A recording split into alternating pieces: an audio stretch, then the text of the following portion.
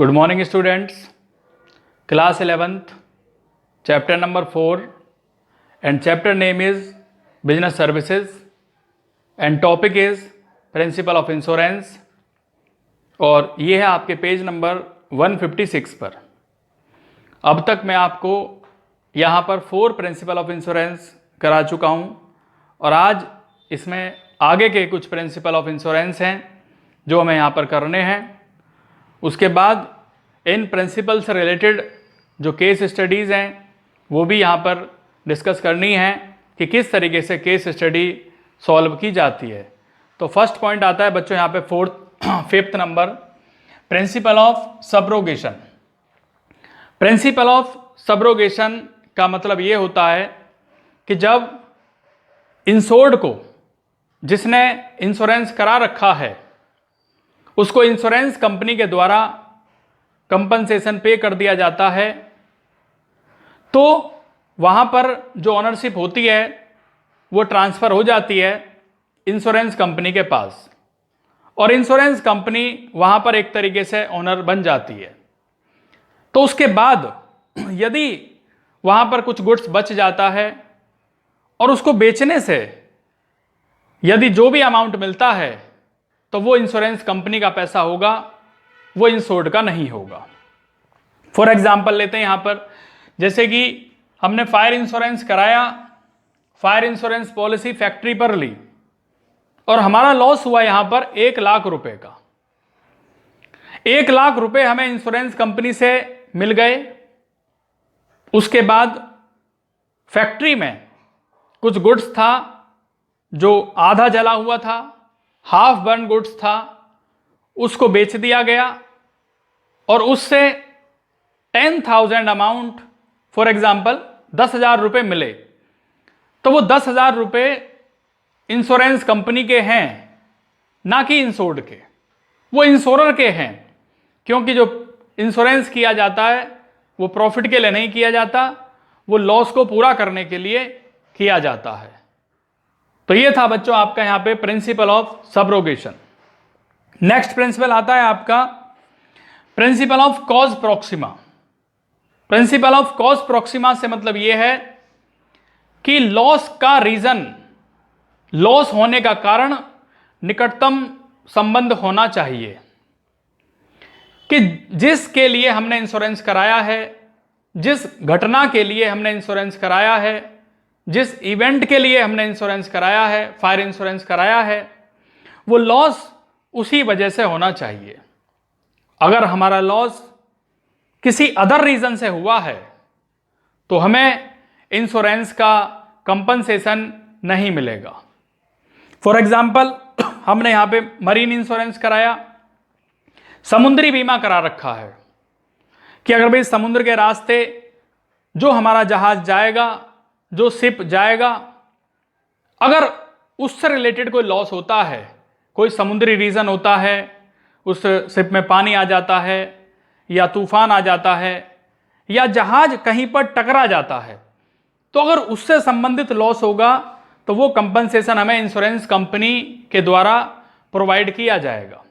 जैसे कि हमने उसमें व्हीट बैग भेजे, गेहूं के बैग थे, उसमें गेहूं भरा हुआ था, गुड्स भरा हुआ था, व्हीट भरा हुआ था।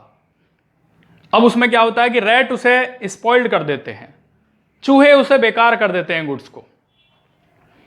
तो क्योंकि वो गुड्स चूहे ने बेकार किया है, चूहों ने बेकार किया है, तो हमें इंश्योरेंस कंपनी से पैसा नहीं मिलेगा। लेकिन हाँ, दूसरी तरफ अगर वही रैट्स, वही चूहे उस शिप में हॉल कर देते हैं और हॉल करने से यदि पानी जहाज के अंदर आ जाता है और उस पानी से यदि हमें लॉस होता है, वाटर से यदि हमें लॉस होता है, तो इंश्योरेंस कंपनी के द्वारा हमें पैसा दिया जाएगा। तो ये था आपका principle of cause Proxima. Next आता है students principle of mitigation of loss. Principle of mitigation of loss से क्या मतलब है कि हमें अपनी प्रॉपर्टी की या अपनी फैक्ट्री की केयर, उसकी देखभाल वैसे ही करनी चाहिए जैसे हम इंश्योरेंस पॉलिसी करने से पहले करते थे। मान लीजिए हमने अपना कोई इंश्योरेंस पॉलिसी नहीं करा रखी, तो हम अपनी फैक्ट्री की केयर करते हैं, हम अपनी बिल्डिंग की केयर करते हैं, उसकी देखभाल करते हैं। लेकिन इंश्योरेंस पॉलिसी करा लेने के बाद हमें केयरलेस नहीं हो जाना चाहिए, हमें लापरवाह नहीं हो जाना चाहिए कि भाई हमने तो इंश्योरेंस करा रखा है, अगर कोई प्रॉब्लम होती है, आग लगती है, फायर होता है, तो हमें तो इंश्योरेंस कंपनी से पैसा मिल जाएगा। तो ऐसा हमें नहीं करना चाहिए। फॉर एग्जाम्पल, जैसे कि हम हाउस का फायर इंश्योरेंस पॉलिसी कराते हैं, हमारा एक घर है और उसका हम फायर इंश्योरेंस पॉलिसी कराते हैं। अब उस हाउस में या उस बिल्डिंग में आग लग जाती है, तो हमें क्या करना चाहिए? हमें उसका एफर्ट्स ये करना चाहिए भी कि ये जो आग लगी है ये बुझाई कैसे जाएगी, उसके एफर्ट्स करने चाहिए। जैसे कि फायर ब्रिगेड को फ़ोन करना चाहिए, या हमें और ज़्यादा से ज़्यादा प्रयास करने चाहिए, प्रयत्न करने चाहिए, एफर्ट्स करने चाहिए कि किसी तरीके से आग बुझ जाए और हमें लॉस कम से कम हो। तो वो भी हमें करना चाहिए। ये नहीं कि आग लग रही है और हम उसे वॉच कर रहे हैं, देख रहे हैं खाली कि भाई इंश्योरेंस तो करा ही रखा है और उसे हम देख रहे हैं। तो अगर इस तरीके का हम कुछ करते हैं तो उससे हमें इंश्योरेंस कंपनी से पैसा नहीं मिलेगा। तो अब कहने का मतलब ये है कि हमें उसकी केयर करनी चाहिए, बहुत देखभाल करनी चाहिए इंश्योरेंस कराने के बाद भी। तो ये थे बच्चों आपके 7th प्रिंसिपल ऑफ इंश्योरेंस। अब करते हैं कुछ केस स्टडीज यहां पर। नेक्स्ट करते हैं स्टूडेंट्स केस स्टडी। और जो हमने प्रिंसिपल यहां पे किए हैं, प्रिंसिपल ऑफ इंश्योरेंस किए हैं, उन्हीं से रिलेटेड केस स्टडी अब मैं आपको करा रहा हूं। तो आप देख रहे हैं बोर्ड पर केस स्टडी क्या है। A transport company took an accident, insurance policy for all its vehicles. A truck of that company carrying oranges, एक ट्रक अपने साथ ऑरेंजेस ले जाते हैं, met with an accident, और उसका एक्सीडेंट हो जाता है। Due to that accident, there was no damage to orange, but orange were unloaded from that truck and reloaded to another. तो जो ऑरेंजेस उसमें होते हैं उन्हें कोई लॉस नहीं होता एक्सीडेंट में, वो डैमेज नहीं होते, लेकिन उन्हें दूसरे ट्रक से लोड करना और दूसरे ट्रक में ले जाने में, रीलोड करने में टाइम ज़्यादा लग जाता है। Due to time wastage in unloading and reloading, unload करना और रीलोड करना मतलब वहाँ से ऑरेंज को लेना और वहाँ दूसरी जगह पर ऑरेंज को रखना, उसमें टाइम ज़्यादा लग जाता है। तो ऑरेंजेस गॉट स्पॉइल्ड, ऑरेंजेस खराब हो जाते हैं। Will the company get compensation for loss of oranges, क्या कंपनी उसका लॉस देगी, कंपनसेशन देगी फ्रॉम द इंश्योरेंस कंपनी और नॉट, इंश्योरेंस का पैसा दिया जाएगा, कंपनसेशन का पैसा दिया जाएगा या नहीं। Which principle related with this case, कौन सा प्रिंसिपल यहां पर रिलेटेड है?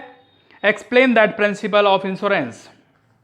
तो यहां पे बच्चों जो प्रिंसिपल रिलेटेड है वो कॉज प्रॉक्सिमा है, क्योंकि लॉस का रीजन एक्सीडेंट नहीं है, लॉस का रीजन है रीलोडिंग एंड लोडिंग। मीन्स दूसरे इस ट्रक से माल उठाना, ऑरेंजेस लेना और दूसरे ट्रक में रखना, यानी कि time wastage, wastage of time, क्योंकि उसमें टाइम ज़्यादा लग गया।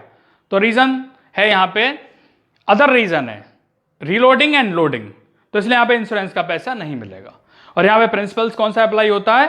Principle of cause Proxima. तो ये था आपका case study first. Case study number 2, second में क्या है?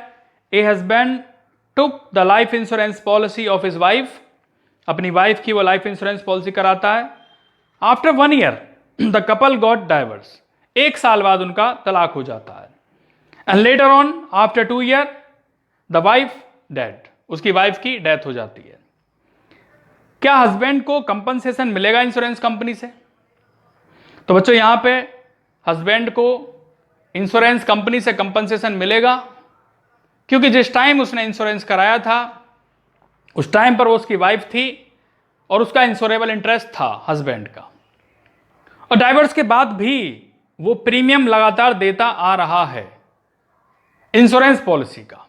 तो यहां पर उसको इंश्योरेंस कंपनी से पैसा मिलेगा। तो ये बच्चों आपकी 2 केस स्टडीज थी, ये आपको अपनी कॉपी में नोट करना है वर्क। Thank you.